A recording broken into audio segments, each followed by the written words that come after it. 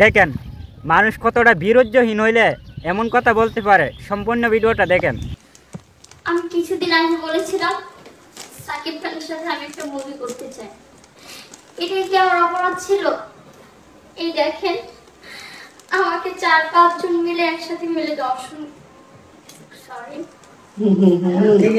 ঠিক আছে। এই দেখেন আমাকে 4-5 জন মিলে ধর্ষণ করে দিয়েছে। এখন আমার কি হবে?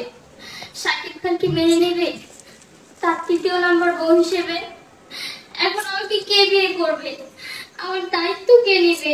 আমি ধর্ষিতা।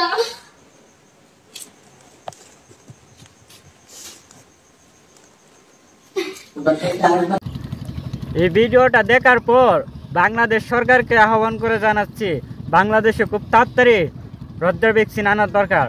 কারণ রাসেল ভাইফার বিষাক্ত করোনা ক্যান্সার সব লোকেরই ওষুধ আছে, মাগার এদিক দাদা বড় সড়ো একটা লোক হয়ে যাচ্ছে, এটার কোনো খোঁজখবরই নাই।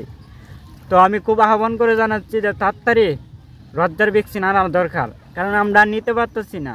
তো আজকের মতো এখানেই, সবাই ভালো থাকবেন, দেখা হবে অন্য কোনো ভিডিওতে। আর অবশ্যই কমেন্ট বক্সে কমেন্ট করে জানাবেন ভিডিওটা কেমন হলো, আর ভালো লাগে শেয়ার করে দিবেন।